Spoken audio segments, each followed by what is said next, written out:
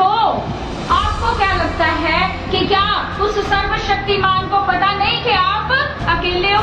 क्या उस सर्वशक्तिमान को पता नहीं कि आपको सब लोगों ने छोड़ दिया है? क्या उस सर्वशक्तिमान को पता नहीं कि लोगों ने आपको मिसयूज किया है? क्या उस सर्वशक्तिमान को पता नहीं कि लोगों ने आपका फायदा उठाया है? क्या उस सर्वशक्तिमान परमेश्वर को नहीं पता कि आपको पैसे की जरूरत है? क्या उस सर्वशक्तिमान को नहीं पता कि आप बहुत सारी चिंताओं से घिरे हैं? उसको पता है, लेकिन हमारी कमजोरी क्या है कि हम अपनी चिंताएं उसको देते ही नहीं। तो आज का वचन प्रभु के कलाम में अभी हमने एक टेस्टिमनी सुन रहे थे ब्रदर से कि बैकस्लाइड, ये शब्द बड़ा कॉमन सा हो गया क्रिश्चियन लोगों के बीच में। बैकस्लाइड हो गए, बैकस्लाइड होने का कारण क्या है? बैकस्लाइड होने का कारण है कि जब हमारे जीवन में लोनलीनेस आती है, अकेलापन आता है, रिजेक्शन आती है, उस रिजेक्शन और उस लोनलीनेस को, उस अकेलेपन को और उस टूटेपन को ज्यादातर लोगों के लिए हैंडल करना मुश्किल हो जाता है। उसको ओवरकम करना या कह लो उसको कॉन्कर करना, उसके ऊपर जीत प्राप्त करना लोगों के लिए, एक मनुष्य के लिए मुश्किल हो जाता है। दैट इज द रीजन कि बहुत सारे लोग मसीह में आकर फिर से बैकस्लाइड हो जाते हैं। उन्हें लगता क्या मिला मुझे यीशु मसीह में आके, क्या मिला मुझे यीशु मसीह को अपना उद्धारकर्ता स्वीकार करके? मेरे जीवन में इतना टूटापन, इतना पेन, इतना लोनलीनेस, इतनी रिजेक्शन है, और फिर लोग मसीह से पीछे हट जाते हैं। ये एक पहला सिंगल और आखिरी, फर्स्ट एंड लास्ट एक ही कारण है मसीह में बैकस्लाइड होने का। तो जो वो भाई ने अपने जीवन में वो रिजेक्शन को देखा, ब्रोकननेस को देखा, टूटेपन को देखा, पेन को देखा, सफरिंग को देखा, तो वो परमेश्वर से पीछे हट गया, या उन्होंने बताया कि मैं अपने पिता से नाराज हो गया। ऐसे मेरे साथ, इनके साथ और मैक्सिमम हर एक मसीह के साथ ऐसा होता ही होता है। और हम कलाम में से सीखेंगे कि कैसे जब लोगों के ऊपर, परमेश्वर के चुने हुए लोगों के ऊपर जब वो लोनलीनेस अटैक करती है, या लोनलीनेस में से वो व्यक्ति होके गुजरता है, रिजेक्शन में से होके गुजरता है, सप्रेशन में से होके गुजरता है, रिजेक्टेड फील करता है, सप्रेस्ड फील करता है, अकेला महसूस करता है, टूटा हुआ महसूस करता है, तो खुदा के कलाम में से देखेंगे कि खुदा के जो खादिम, खुदा के चुने हुए लोग हैं, उन्होंने इस टूटेपन के ऊपर, लोनलीनेस के ऊपर उन्होंने विक्ट्री कैसे प्राप्त की, जीत कैसे प्राप्त की। Hallelujah, hallelujah. एक दिन मैं बस में ट्रैवल कर रही थी। आप लोग जानते हैं मैं रोज कम्यूट करती हूँ, डेली मैं अप डाउन करती हूँ अमृतसर से जलंधर। बस में बैठे बैठे मैं 2 घंटे मेरे पास होते हैं, लोग मुझे बोलते हैं हाय सिस्टर आप बस में ट्रैवल करते हो रोज, दिन के 5 घंटे 4 घंटे, आप तो थक जाते होंगे। पर मैं सच बताऊं, मैं बिल्कुल नहीं थकती, क्योंकि वो समय बड़ा प्रेशियस है मेरे लिए, बड़ा अद्भुत है। वो 2 घंटे मेरे साथ कोई नहीं, आगे पीछे कोई नहीं होता। मैं अपने हेडफोन्स लगाती हूँ, ईयरफोन्स लगाती हूँ, और मैं चुपचाप 2 घंटे आराधना करती हूँ, आराधना वाले गीत सुनती हूँ, अन्य भाषा में प्रार्थना करते हुए मैं बड़े आराम से, बड़े मजे से अपना 2 घंटे का सफर तय करती हूँ। और उस दौरान एक दिन परमेश्वर ने मुझसे कहा कि तुझे पता है कि तुझे इस रास्ते पे अकेले चलना है। तो मैं थोड़ा सा घबरा गई, क्योंकि अभी तो देखो जब आपके साथ एक ग्रुप है लोगों का, एक बहुत बड़ी भीड़ है लोगों की, आपका परिवार है, लोग हैं, फ्रेंड सर्कल है, और बहुत सारे लोग हो सकते हैं आपके जीवन में। तो जब बहुत सारे लोग आपके साथ हैं, आपको पता आपको उनसे मॉरल सपोर्ट भी मिलेगी, इमोशनल मिलेगी, फिजिकल मिलेगी, फाइनेंशियल मिलेगी, हर तरह की सपोर्ट आपको मिलेगी, तो आपके लिए चलना आसान हो जाता है। लेकिन यदि वो खुदाई आपसे कह दे कि तुझे पता है तुझे इस रास्ते पे अकेले चलना है, तो थोड़ी सी घबराहट तो होना लाजमी है। तो मैंने सोचा कि परमेश्वर ने अगर मुझे कहा कि मुझे इस रास्ते पे अकेले चलना है, वैसे मैं जानती हूँ कि इस रास्ते पे चलना अकेले ही पड़ता है, इस रास्ते पे चलना अकेले ही पड़ता है, कोई आपका साथ देने नहीं आएगा। तो जब प्रभु ने मुझे कहा कि तुझे इस रास्ते पे अकेले चलना है, तू चल लेगी, तो मैंने आगे से प्रभु को एक जवाब दिया कि खुदा बाप अगर आप मेरे साथ हो तो अकेलापन कैसा, क्योंकि आप मेरे साथ हो। Hallelujah, hallelujah. फिर जब मेरी और खुदा की ये बातचीत खत्म हुई तो एक आम इंसान, मैं सोचने लगी कि इतने सारे लोग मुझे इतना ज्यादा प्यार करते हैं, इतने सारे लोग मेरे साथ हैं, तो प्रभु ने मुझे ये क्यों कहा कि अगर मुझे अकेला चलना पड़े तो मैं अकेले चल लूंगी। ये एक सवाल मेरे मन के अंदर आया, एक आम इंसान होने के नाते, एक शारीरिक इंसान होने के नाते ये सवाल मेरे मन में आया। तो कुछ समय के बाद, कुछ मेरे ख्याल से like with in a month only, एक ही महीने के अंदर अंदर सारी पिक्चर क्लियर हो गई। मुझे समझ में आ गया कि मेरे साथ कोई भी नहीं है। हालेलुया, मुझे समझ में आ गया कि मेरे साथ कोई नहीं है, मैं बिल्कुल अकेली हूँ। मेरे साथ अगर कोई है तो सिर्फ कौन है? परमेश्वर है। Hallelujah, hallelujah. अक्सर भाई के साथ ये हुआ, अक्सर लोगों के साथ ये होता है कि वो अपनी शांति, अपना प्रेम, सपोर्ट कहाँ ढूंढना शुरू करते हैं? संसार में। कहाँ ढूंढना चाहते हैं? संसार में। जब परमेश्वर आपको अलग करे, जब परमेश्वर आपको अकेला करे, तो उसका एक कारण है कि आप संसार के पीछे ना भागो, आप परमेश्वर के ऊपर डिपेंड होना सीख लो। जब हम परमेश्वर के ऊपर डिपेंड होना नहीं सीखते, तब हम बैकस्लाइड होते हैं, तब हम दुखी होते हैं, तब हमें लगता है कि सारा कुछ मसीह जीवन क्या हो गया? खत्म हो गया।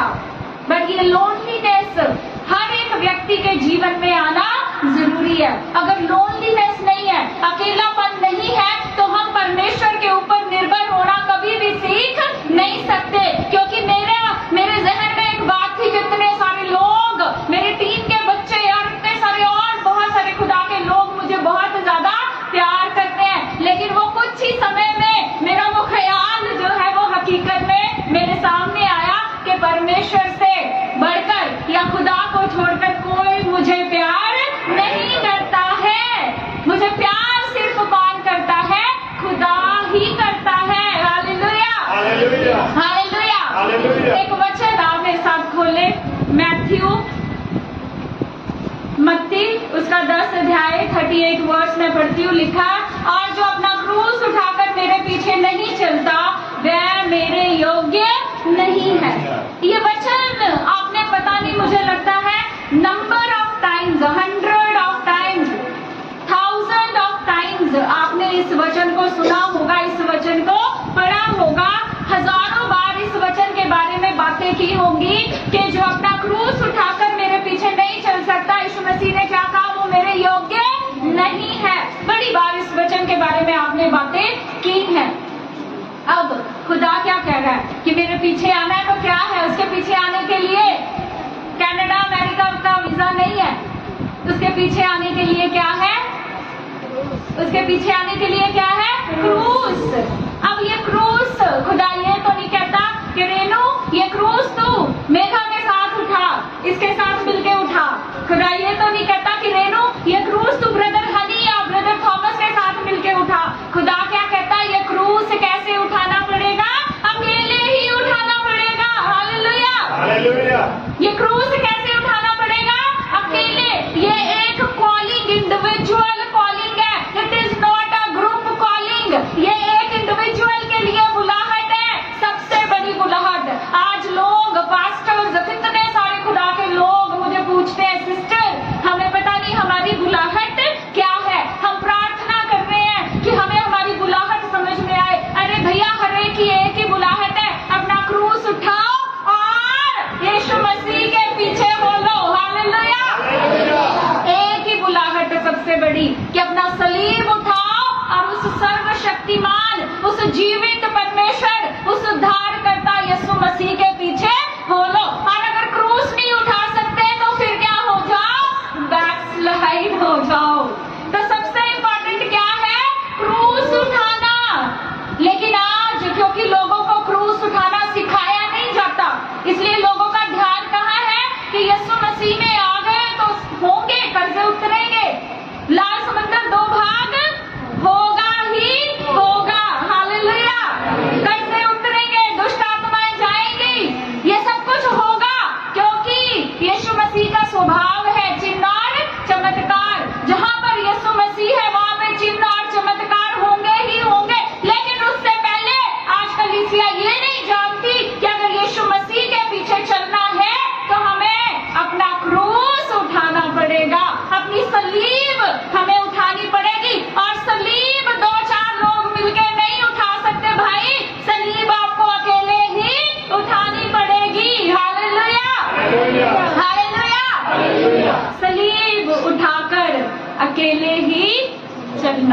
पड़ेगा।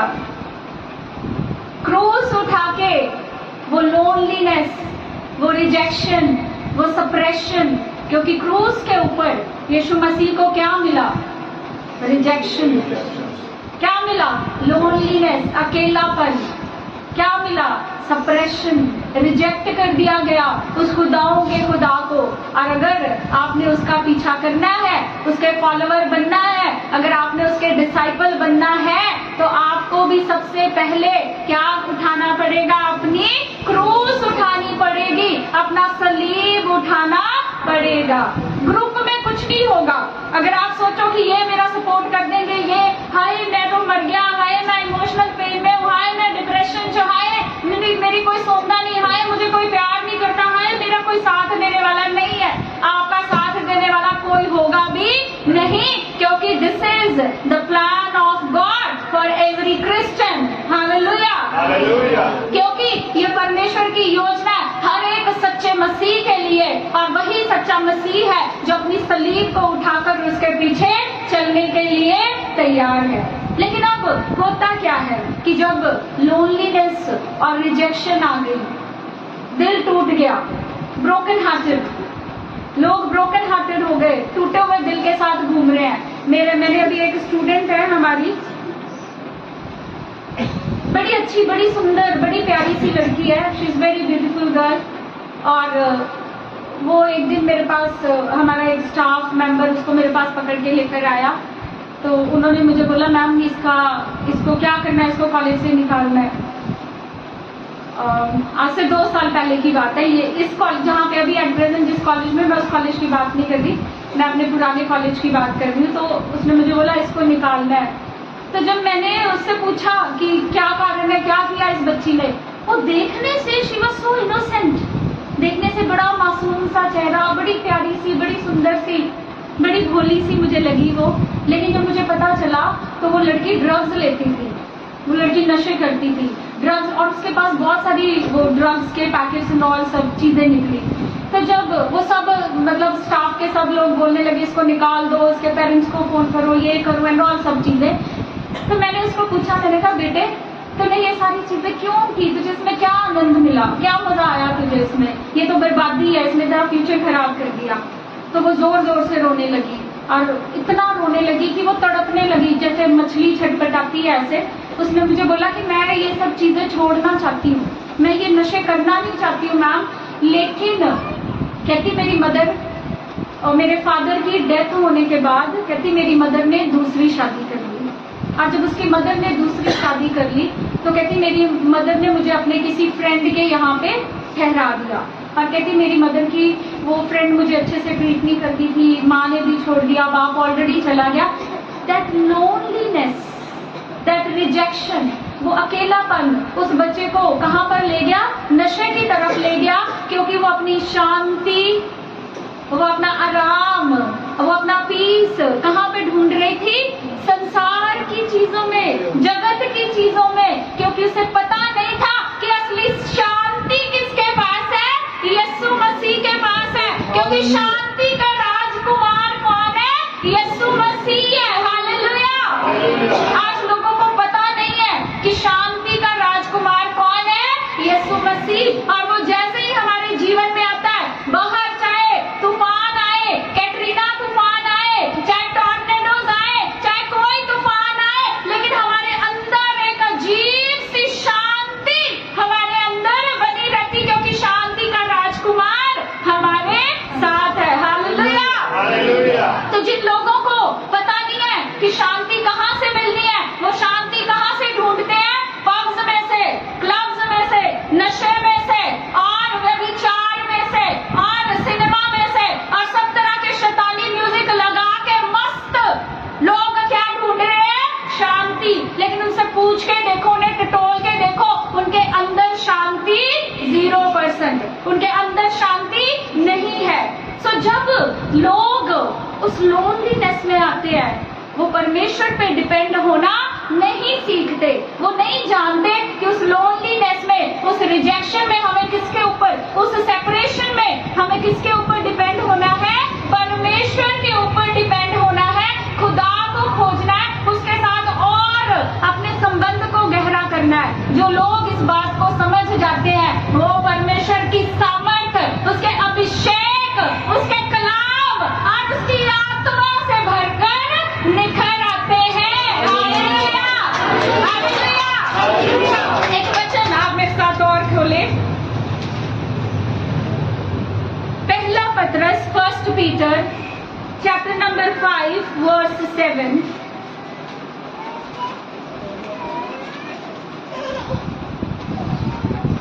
लिखा, अपनी समस्त चिंता उसी पर डाल दो क्योंकि वह तुम्हारी चिंता करता है।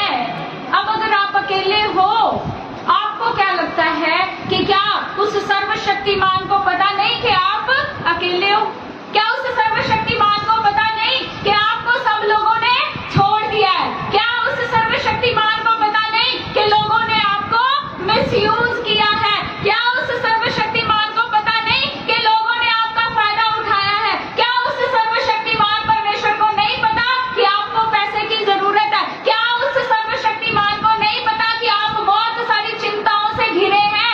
उसको पता है, लेकिन हमारी कमजोरी क्या है कि हम अपनी चिंताएं उसको देते ही नहीं, हम अपनी चिंता उसके ऊपर डालते ही नहीं, हम अपना बोझ उसके ऊपर डालते ही नहीं। हम खुद से ही अपने तरह तरह के एफर्ट्स, तरह तरह की चीजें करने में लगे रहते हैं। हम अपने जुगाड़, पंजाबी बड़े जुगाड़ी होंगे है ना, तो अपने जुगाड़ लगाने में लगे रहते हैं कि कहीं ना कहीं से क्या हो जाए, कोई ना कोई हल निकल आए। पर हल केवल किसके पास है? परमेश्वर के पास। कहता अपनी सारी चिंता, अपना सारा बोझ, अपनी सारी चिंता कहता किसे दे दो? मुझे दे दो। क्यों? क्योंकि कहता मैं तुम्हारी चिंता करता हूँ, उसे तुम्हारी चिंता है। Hallelujah, hallelujah. अब दो तरह के लोग हमारे पास होते, दो तरह के मसीह लोग। एक वो लोग जो कहते हैं कि हम यीशु मसीह को जानते हैं। एक ऐसे लोग, पहली कैटेगरी कैसे लोगों की है?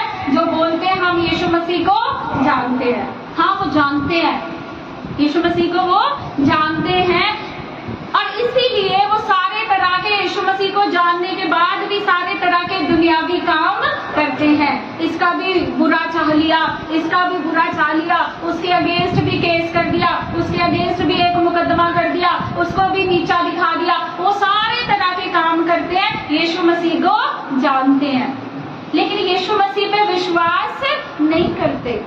दूसरी कैटेगरी उन लोगों की है जो यीशु मसीह को जानते भी हैं और यीशु मसीह पे विश्वास भी करते हैं, और यीशु मसीह को उन्होंने पहना भी हुआ है। Hallelujah, hallelujah.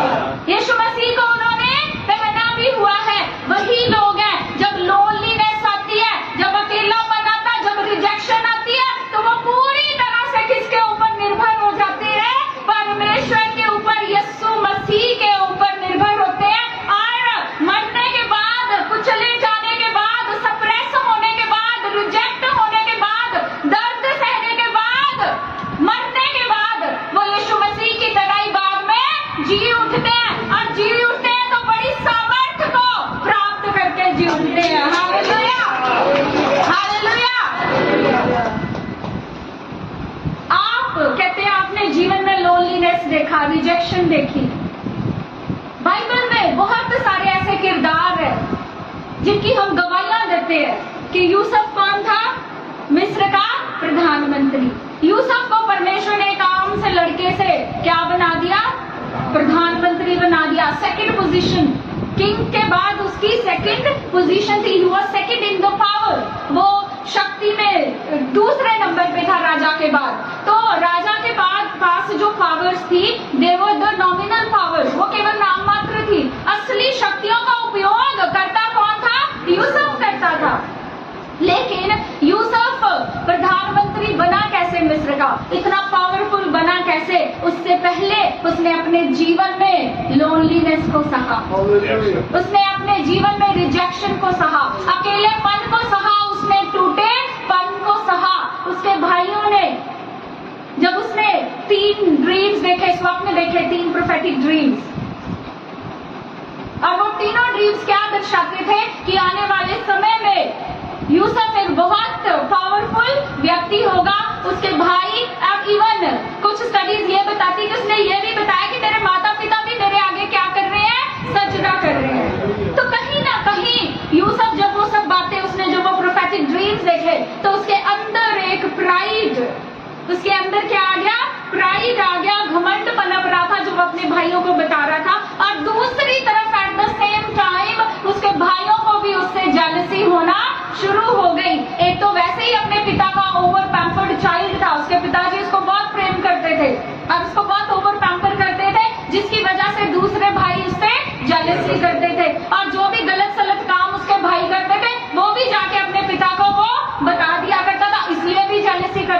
तो उसके भाइयों ने हमेशा ही उसको अपने से क्या रखा, अलग रखा, उसको रिजेक्ट किया। उनके लिए he was good for nothing, किसी काम का नहीं था यूसुफ उनके लिए, भाइयों के लिए। तो एक बार उन्होंने क्या किया, षड्यंत्र रचा, कॉन्स्पिरेसी की कि हम इस लड़के को क्या करेंगे, जान से मार देंगे। पर एक भाई थोड़ा सा अकल वाला था, रुबेन, या उससे थोड़ा बहुत प्यार करता, वो बोलता इसको मारो मत, इसको इस गड्ढे में फेंक दो, अपने आप ही मर जाएगा। दैट पिट, वो जो गड्ढा था, फुल ऑफ डार्कनेस, अंधकार से भरा हुआ, और अकेला यूसुफ उसके अंदर था। वो जो पिट था, पिट ऑफ लोनलीनेस, डार्कनेस, रिजेक्शन को दिखाता है। उस गड्ढे में उसे रहना पड़ा, ज्यादा समय तक वो उस गड्ढे में चाहे नहीं रहा, लेकिन वो गड्ढा किसको दिखाता है, त्यागे जाने को दिखाता है कि यूसुफ को उसके अपने खुद के भाइयों ने क्या किया, त्याग दिया। यूसुफ को उसके अपने भाइयों ने क्या किया, त्याग दिया। चाहे उसका पिता इस बात से अनभिज्ञ था, आपको बहुत सारे लोग ऐसे मिल जाएंगे कि यहाँ पर भी बैठे होंगे कि अगर मैं कहूँ कि उनके माता पिता ने और उनके भाइयों ने उन्हें त्याग दिया, उस गड्ढे में फेंक दिया, उस रिजेक्शन के गड्ढे में, अकेलेपन के गड्ढे में फेंक दिया।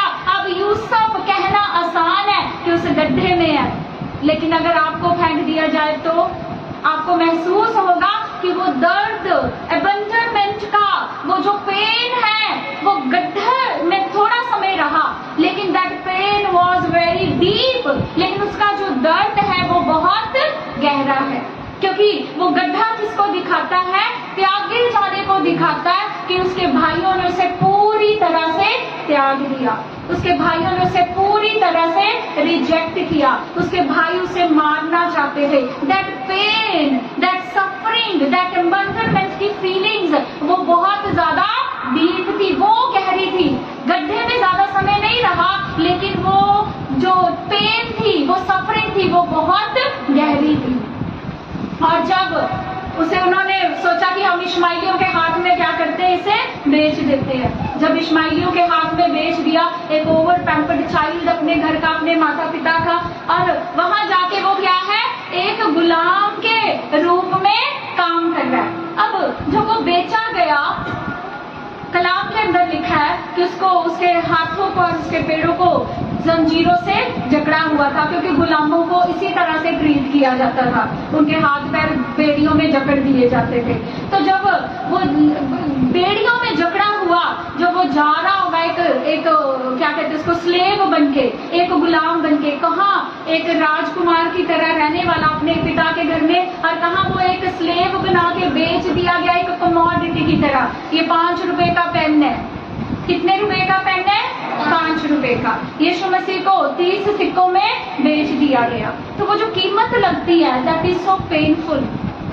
वो जो कीमत लगती है बिना किस, वो दर्द क्या है, असल में दर्द वो है किसके, एक इंसान की क्या लगा दी गई, एक कीमत लगा दी गई, और आउट ऑफ जेलसी, सिर्फ किस लिए, जेलसी का करके, और उसे एक गुलाम बना के बेच दिया गया। उसने वो गुलाम बन के जो पोतीफर के घर तक जाने का सफर तय किया गया, और जो उस इमोशनल पेन से, उस लोनलीनेस से, उस डिप्रेशन, उस सफरिंग से जब वो गुजरा होगा, तो वो उसके लिए क्या होगी, असहनीय होगी। पर खुदा का कलाम क्या कहता है कि इन सारी बातों के बीच में परमेश्वर उसके, हालेलुया, हालेलुया।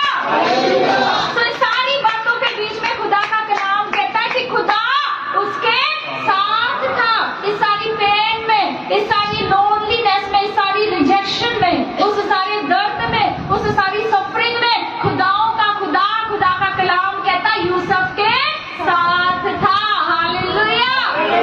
अब यूसुफ के साथ खुदा क्यों था, क्योंकि इस लोनलीनेस में, इस गहरे गड्ढे में, इस अंधकार के गड्ढे में, और उस गुलाम बनाए जाने की इस यात्रा में यूसुफ की निर्भरता किसके ऊपर थी, परमेश्वर के ऊपर। हालेलुया। अब यूसुफ की निर्भरता क्योंकि परमेश्वर के ऊपर थी, उसने अपने खुदा की निंदा नहीं की, वो बैकस्लाइड नहीं हुआ। उसने ये नहीं कहा कि प्रभु तूने मैनू 3 ड्रीम्स दिखाए थे, तूने मुझे 3 सपने दिखाए कि मेरे आगे तो सारी दुनिया झुकने वाली है, कि मेरे हाथों में क्या लग गई है, बेड़ियां लग गई। उसने ऐसा कुछ नहीं कहा। He was so विश्वास योग्य रहा, उस अकेलेपन में वो किस पे निर्भर हो गया? परमेश्वर पे निर्भर हो गया और खुदा भी उसके साथ आ गया। हालेलुया। और फिर ये सफरिंग्स, ये पेन, ये रिजेक्शन, ये अकेलापन यही खत्म नहीं होता। उसके बाद पोतीफर की पत्नी जब उसने देखा कि ये लड़का बहुत खूबसूरत है, तो उस औरत के दिल में, पोतीफर की पत्नी के दिल में, राजा की पत्नी के दिल में यूसुफ के प्रति गलत भावनाएं जागने लगी और वो उसके साथ एक गलत रिश्ता बनाना चाहती थी। लेकिन यूसुफ खुदा का भय मानने वाला व्यक्ति था, वो वहां से भाग निकला। एक सच्चा, एक इनोसेंट व्यक्ति होने के बावजूद भी उसने जेल में लंबा समय गुजारा। लेकिन अद्भुत बात, मजे की बात क्या है कि खुदा का कलाम कहता है कि उस जेल में भी खुदा यूसुफ के साथ था। क्यों? क्योंकि यूसुफ वहां भी किसके ऊपर निर्भर रहा? अपने परमेश्वर के ऊपर निर्भर रहा। उसने ये नहीं कहा कि प्रभु, रोने नहीं लगा कि मैं तो इनोसेंट हूँ, मैं तो इनोसेंट हूँ, मैं तो बिल्कुल पाक हूँ, मैंने तो कोई गुनाह नहीं किया, पर तूने ये क्या किया? तूने उठा के मुझे कहाँ डाल दिया? जेल में डाल दिया। उसने ऐसा कुछ भी नहीं कहा। इसीलिए परमेश्वर उस जेल में भी यूसुफ के साथ था। Hallelujah, hallelujah. Oh, that was the reason. यही एक कारण था कि परमेश्वर ने अपने उस दास को उस गुलामी में से निकाला। ये खुदा का स्वभाव है कि परमेश्वर हम गुलामों को क्या करता है? आजाद करता है। Hallelujah, hallelujah. खुदा ने उसे उस गुलामी से निकाला और परमेश्वर ने उसे क्या किया? मिस्र का प्रधानमंत्री बना दिया। वो राजा जिसने झूठे इल्जाम लगा के जिसकी पत्नी ने उसको जेल में फेंकवा दिया, अब वही राजा क्या कर रहा है? अपने गले से हार उतार रहा है, यूसुफ के गले में डाल रहा है, अपने हाथ से अंगूठी निकाल रहा है। किसके हाथ में डाल रहा है? यूसुफ के हाथ में डाल रहा है। Oh, this is the power of God, this is the love of God. लेकिन ये तब पॉसिबल है जब आप उस रिजेक्शन में, उस लोनलीनेस में, सेपरेशन में, उस पेन में किसके ऊपर निर्भर होंगे? परमेश्वर के ऊपर। अगर अपने जुगाड़ लगाएंगे तो फिर क्या होगा? फिर सब कुछ खत्म, फिर सब कुछ खत्म। लेकिन जब आप परमेश्वर के ऊपर निर्भर होंगे तो आप यूसुफ की तरह ही कहीं ना कहीं के तो प्रधानमंत्री बन के निकल ही आएंगे। Hallelujah, hallelujah. अब यूसुफ के साथ इतना कुछ बचपन से लेके उसके भाई कर रहे हैं, राजा की पत्नी कर रही है, कोई सब उसको क्या लग रहा है? लाइफ में सिर्फ क्या है? रिजेक्शन और पेन और अकेलापन, लोनलीनेस है लाइफ में। यही लग रहा होगा उसको, कुछ तो है नहीं। लंबा समय तो उसने कहाँ बिता दिया? रिजेक्शन में। लंबा समय कहाँ बिता दिया? लोनलीनेस में। लंबा समय कहाँ बिता दिया? पेन में और सफरिंग में। लंबा समय उसका इसी major part of his life, उसके जीवन का लंबा समय किसमें गुजरा है? दर्द में गुजरा है। लेकिन अब वो इस दर्द से बाहर कैसे निकला? आप अपने दर्द से बाहर कैसे निकलेंगे? How to overcome, how to conquer this pain, how to overcome this depression, how to overcome this sufferings. उसका एक ही कारण यूसुफ ने जो किया वही आप भी करें। यूसुफ ने अपने भाइयों के लिए मन में ना कोई कड़वाहट रखी, उसने उन्हें क्षमा कर दिया। आप भी अपने सताने वालों को क्या करें? क्षमा कर दे। हालेलुया। आप जैसे क्षमा करेंगे आप अपने अकेलेपन के ऊपर विक्ट्री हासिल कर लेंगे। आप देखेंगे आपका पेन कहाँ उड़े छू हो गया, आपको पता ही नहीं चलेगा। आपका दर्द कहाँ गया, डिप्रेशन कहाँ गया, पेन कहाँ गई, सफरिंग कहाँ गई, आपको पता ही नहीं चलेगा। आप भी यूसुफ की तरह क्या करें? अपने सताने वालों को, अपने दर्द देने वालों को, जिन्होंने आपको उस अंधकार के गड्ढे में धक्का दिया, आप भी उन्हें क्या करें? माफ कर दे, क्षमा कर दे। आप एक बार क्षमा करके देखें, वह शांति का राजकुमार अपनी सच्ची शांति लेके विराजमान होगा। आप एक बार क्षमा करके, माफ करके देखें, वो शांति का राजकुमार आपके अंदर समा जाएगा। Hallelujah, hallelujah. मैंने आपको एक बार एक इंसिडेंट बताया था। प्रभु के एक दास थे, किसी ने मुझे बताया, कहते उन्होंने सोचा कि मैं प्रभु से पूछूंगा कि स्पिरिचुअलिटी का, आत्मिकता का सबसे हाईएस्ट लेवल क्या है। तो कहते हैं उस खुदा के सेवक ने 3 दिन और 3 रात के रोजे रख लिए और अपने लोगों को कहा कि मुझे बाहर से लॉक लगा दो, चाबी भी अपने पास रख लो, और 3 दिन के बाद जब मैं नॉक करूं तब तुम इस दरवाजे को खोल देना। तो वो खुदा का सेवक बैठ गया, प्रभु के आगे घुटने टेक के 3 दिन के और दिन और रात के रोजे रखे। तो जब परमेश्वर ने उसे दर्शन दिया तो उसने प्रभु से जो सवाल लेके बैठा था, उसने प्रभु से पूछा, प्रभु आत्मिक जीवन का सबसे हाईएस्ट लेवल क्या है? लंगड़े चलते हैं, 4 दिन के मुर्दे जिंदा होते हैं, या क्या है? तो परमेश्वर ने उसे उत्तर दिया, अपने दुश्मनों को माफ कर देना आत्मिक जीवन का सबसे हाईएस्ट लेवल है। That is the highest level of spiritual life. जब आप दूसरों को क्षमा कर देते हैं तो आप अपने लोनलीनेस, आप अकेले नहीं महसूस करते, आप डिप्रेस्ड नहीं महसूस करते, लेकिन सिर्फ आपको क्या करना है? दूसरों को क्षमा करना है। जिन्होंने आपको दुख दिया, आपने उनको क्या करना है? केवल क्षमा करना है। Hallelujah, hallelujah. अब इसके बाद एक और व्यक्ति जिसके बारे में हम बात करेंगे, जिसके टूटेपन के बारे में बात करेंगे, जिसके बारे जो रिजेक्शन के बारे में बात करेंगे, और उस दूसरे व्यक्ति का नाम है, पहले का क्या था जिसके बारे में बात की है? वेरी गुड, शाबाश। इसका मतलब सब जाग रहे हैं और सुन रहे हैं। अपने लिए एक बार जोर से तालियां बजाओ जरा।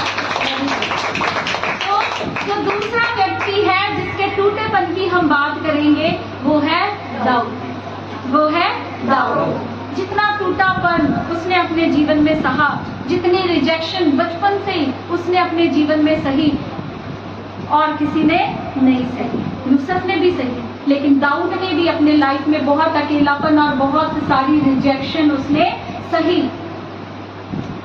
दाऊद, हम जानते हैं, कितनी बार हमने वचन में से सीखा और बातें की हैं कि दाऊद के भाई भी, वो बड़े कोई चीफ ऑफिशियल आर्मी के अंदर और कोई किसी ओहदे पे, बड़े अच्छे अच्छे ऊंचे ओहदों पे, और दाऊद क्या था? एक चरवाहा। और मैंने आपको बताया था उसके भाइयों पे एक, क्या कहते हैं उसको, एक मिसअंडरस्टैंडिंग, एक मिसकंसेप्शन हो गया था। उसके भाइयों को लगता था ये चरवाहा है, सारी जिंदगी इसने चरवाहा ही रहना है। उनको ये लगता था कि सारी जिंदगी इसने क्या रहना है? चरवाहा ही रहना है। पर उसके साथ कौन था? उसका रिश्ता किसके साथ मजबूत था? परमेश्वर के साथ। उसकी निर्भरता उस रिजेक्शन में, उस लोनलीनेस में किसके ऊपर थी? परमेश्वर के ऊपर थी। इसीलिए परमेश्वर ने क्या किया? एक चरवाहे को क्या बना दिया? राजा बना दिया। Hallelujah, hallelujah, hallelujah. अब उसके भाई बेचारे देख रहे होंगे, शर्मिंदे हुए होंगे कि हमने तो सोचा था ये बेचारा सारी जिंदगी क्या रह जाएगा? चरवाहों हो। ये क्या बन गया? राजा ही बन गया। ये क्या बन बैठा? राजा बन बैठा इजराइल का। लेकिन ये केवल कौन कर सकता है? परमेश्वर कर सकता है। और कब करता है वो? जब आप अपनी रिजेक्शन में, अपनी लोनलीनेस में, अपने अकेलेपन में, अपने दर्द में, जब आप किसके ऊपर निर्भर होते हैं? परमेश्वर के ऊपर। जब आप अपने जुगाड़ नहीं लगाते, जब आप खुदा के ऊपर पूरी तरह से निर्भर हो जाते हैं, तब एक गुलाम प्रधानमंत्री बन जाता है, तब एक चरवाहा राजा बन जाता है। Hallelujah, hallelujah. उसके इस अद्भुत, he is a master planner. खुदा क्या है? एक मास्टर प्लानर है। उसके जो प्लान्स है वो कभी कभी समझ में नहीं आते, बड़े पेनफुल, दुखदायी से लगते हैं। ऐसे लगता है सारा दुख उसने हमारे ऊपर ही उंडेल दिया है। But he is a master planner. जब हम निकलते हैं उन सब बातों से, ओहो, मजा आ जाता है। एक बार जोर से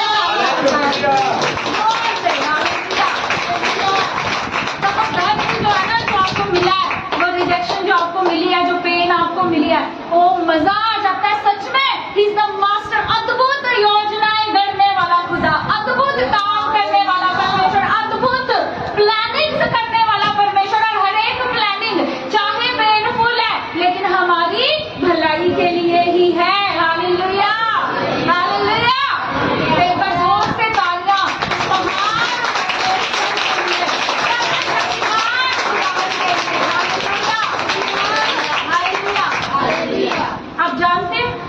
की जो पेन थी दैट वाज नॉट इजी। जैसे अभी हमने जोसेफ के बारे में बात की, मेरी पेन, इनकी पेन, आपकी पेन, ये आसान नहीं है।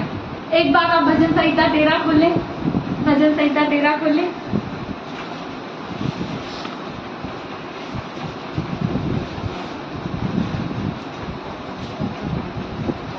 भजन संहिता 13 खोले, उसका फर्स्ट आयत पढ़े, फर्स्ट वर्स पढ़े। एक खुदावन, कब तक क्या तू हमेशा मुझे भूला रहेगा? हाँ, यही रुकिए, यही रुकिए।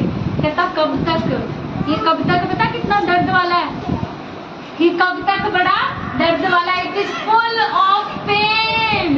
ये कब तक कहता है खुदावंत, कब तक? हम भी यही बोलते हैं, प्रभु कब तक, बस करो, बहुत हो गया खुदावा, अब और दर्द नहीं सहा जा रहा, अब और डिप्रेशन नहीं झेला जा रहा, और ये इमोशनल पेन मुझसे नहीं सहा जाता, और दर्द नहीं सहा जाता। मैंने तो किसी का कुछ बुरा भी नहीं किया, मैंने तो किसी के साथ कुछ गलत भी नहीं किया, खुदा बाप आखिर कब तक? हम भी क्या बोलते हैं, आखिर कब तक? प्रभु बता दे और कितना लंबा समय। मेरे पास भी लोग आते हैं, पास्टर जी 13 साल पे होर ऑलरेडी हो गए, पास्टर जी 20 साल हो गए। दाऊद भी क्या कह रहा है, प्रभु आखिर कब तक? ये जो कब तक है ना, दैट इज यू नो, वो ये पेन को दिखाता, उसके अंदर के दर्द को दिखाता, उसकी सफरिंग को दिखाता है। कहता परमेश्वर कब तक आखिर मैं इस दर्द को सहता रहूं, कब तक? हम भी ऐसे सवाल परमेश्वर से अक्सर ही करते हैं। सो दाऊद जिसने कुछ भी बुरा नहीं किया, किसका भाई भी उसके दुश्मन, भाइयों से भी rejected, Saul out of jealousy, Saul के अंदर क्या आ गई थी, दाऊद को लेकर जेलसी। और शाऊल कौन था, उसका फादर इन लॉ। शाऊल कौन था, उसका फादर इन लॉ। एक वचन आप मेरे साथ खोले, first Samuel chapter number 21 verse 15।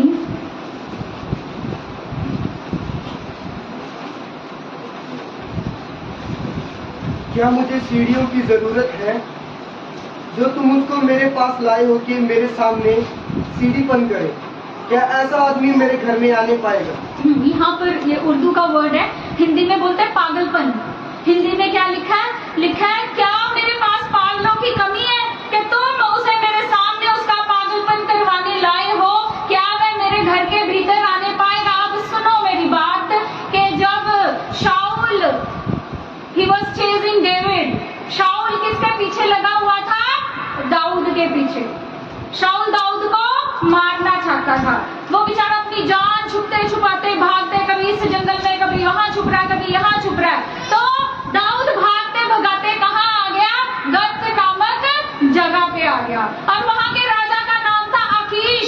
क्या नाम था वहां के राजा का? आकीश। अब जब राजा आकीश ने देखा दाऊद को, तो दाऊद को लगा कि ये आकीश भी मुझे क्या कर देगा, मार देगा। तो उसने पागलपन का स्वांग रच लिया। लिखा उसकी दाढ़ी से थूक बह रहा है, पागलपन का नाटक करना। सोचो कितना बेचारा अपनी जान को बचाने में लगा हुआ है, कितनी बड़ी पेन, कितनी सफरिंग उसके लाइफ के अंदर। तो वो कहता क्या तुम इसे पागलपन करने मेरे सामने लाए हो? राजा भी खिंच गया। अब वो, लेकिन राजा नहीं जानता था ये तो जानबूझ के पागलपन का स्वांग कर रहा है, नाटक कर रहा है। अब जब वहां से बचते बचाते, अपनी जान बचाते नहीं भाग रहा था, तो लिखा वो अदुल्लाम की गुफा में जाकर छुप गया। राजा दाऊद कहाँ पर छुप गया? अदुल्लाम की गुफा में। एक वचन और खोले मेरे साथ, पहला शामुएल उसका 22 चैप्टर वर्स नंबर 1 और 2 मैं पढ़ देती हूँ। लिखा अतः दाऊद ने वहां से भागकर अदुल्लाम की गुफा में शरण ली। जब उसके भाइयों ने और उसके पिता के समस्त घराने ने यह सुना, तब वे यहाँ उसके पास गए और जितने संकट में पड़े थे, जितने कर्जदार थे, जितने असंतुष्ट थे, वे सब उसके पास एकत्रित हुए और वह उन सब का प्रधान बन गया। वहाँ उसके साथ लगभग 400 पुरुष हो गए। हालेलुया। अब हुआ क्या, मजेदार बात सुनो, कि दाऊद अपनी जान बचाना चाहता है, किससे? शाऊल से। भाइयों के द्वारा भी रिजेक्टेड है, शाऊल भी मारना चाहता है, राजा की सेना भी उसके पीछे लगी है। वो अदुल्लाम की गुफा में जाके छुप गया बेचारा, ठीक है, पागलपन का नाटक कर रहा है राजा के सामने।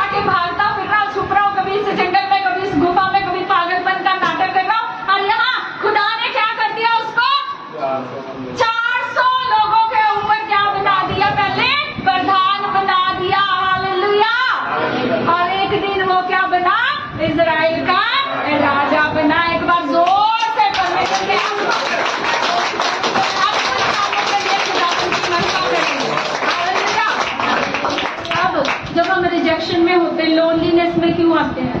लोगों को लगता है ये गुड फॉर नथिंग, एक किसी काम के नहीं है, ये क्या है, जीरो लोग हैं, ये क्या है, निकम्मे लोग हैं, मूर्ख लोग हैं। दुनिया की नजरों में हम क्या हैं? मूर्ख हैं, इसलिए हम त्याग दिए जाते हैं। दुनिया की नजरों में हम क्या हैं? मूर्ख हैं, इसलिए हम त्याग दिए जाते हैं। लेकिन उसने जगत के मूर्खों को चुन लिया है। उसने हम रिजेक्टेड वंस को, उसने हमें चुन लिया है। हालेलुया। फिर से उसकी महिमा करें कि वो याद रखना अपने इस शब्द को, that he is the master planner। जीवन में कुछ भी लगे हमारी मर्जी का नहीं है तो याद रख लेना कि हमारा बाप क्या है? मास्टर प्लानर है। उसी ने कोई अद्भुत योजना गढ़ी होगी, उसी ने कोई अद्भुत योजना रची होगी मुझे उठाने के लिए, मुझे बनाने के लिए और मुझे बहाल करने के लिए। Hallelujah, hallelujah, hallelujah.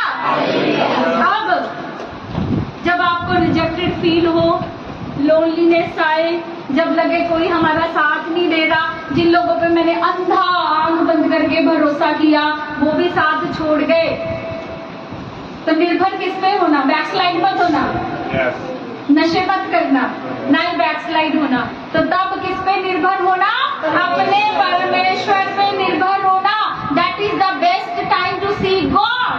वो सबसे अद्भुत, सबसे प्यारा, सबसे प्रेशियस टाइम है अपने खुदा को खोजने का, अपने खुदा को ढूंढने का, और वो सचमुच तुम्हें मिल भी जाएगा। Hallelujah, hallelujah. अब राजा दाऊद बुद्धिमान राजा था, एक बुद्धिमान व्यक्ति था। एक पल तो दर्द से कराहते कह रहा है, प्रभु कब तक? 13 में कहता प्रभु कब तक, और 23 में क्या कहता है? 23 में क्या कहता है? यहोवा मेरा चरवाहा, मुझे कुछ घटी ना होगी। हालेलुया। दुआई बदल गई कि जो कुछ हो रहा होता जाए, मृत्यु की घोर अंधकार की तराई में चलो, सेना पीछे लगी, फौज पीछे लगी, शाऊल पीछे लगा, रिजेक्टेड हूँ, सब कुछ मानता हूँ, कहता पर यहोवा मेरा चरवाहा है, मुझे कुछ घटी ना होगी। उसे निर्भर होना आता था किसके ऊपर?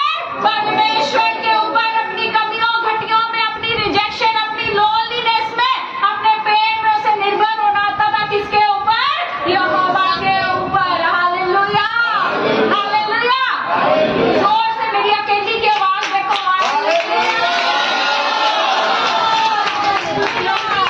आज आप जो सीख रहे हैं वो आम बात नहीं है। जीवन में कभी डिप्रेस्ड नहीं होंगे अगर सच में इस वचन को पीछे पंजाब में एक कल्चर था, लोग की कुंजियां लेते होंगे सी, कॉइन्स लेते होते थे, यूज्ड टू टाई, ਏਦਾਂ ਬੰਨ ਲੈਂਦੇ ਹੁੰਦੇ ਸੀਗੇ अपनी चुन्नी।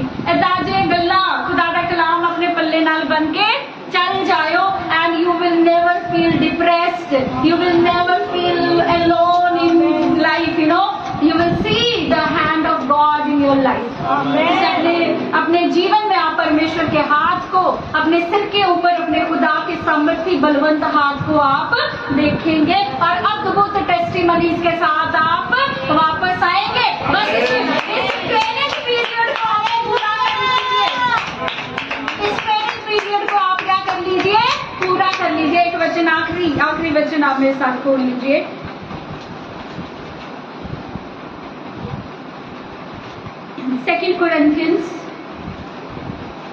Second Corinthians chapter number 4 verse 9 लिखा, सताए तो जाते हैं परंतु त्यागे नहीं जाते, हम गिराए तो जाते हैं परंतु नष्ट नहीं होते। Hallelujah, hallelujah. तो लोगों ने यूसुफ की तरह अगर आपको उस गहरे गड्ढे में क्या कर दिया है? गिरा दिया है, धक्का मार दिया है, या दाऊद की तरह जैसे शाऊल सताता था, आपको भी सता रहे हैं लोग, या आपको गिरा चुके या गिराने की युक्तियां करते रहते, कुछ भी कर ले आप कभी भी नष्ट नहीं होने वाले, क्योंकि खुदा आपके साथ है। Hallelujah, hallelujah. तो ये जो अभी आपको लग रहा है गड्ढा, पेट, या वो अधुलाम की आपको लग रहा है मैं उस अधुलाम की गुफा में अभी बंद पड़ा हूं अंधकार में, या उस गड्ढे में मुझे गिरा दिया गया है, अगर आपको वो लग रहा है कुछ भी हो सकता है, आप जॉबलेस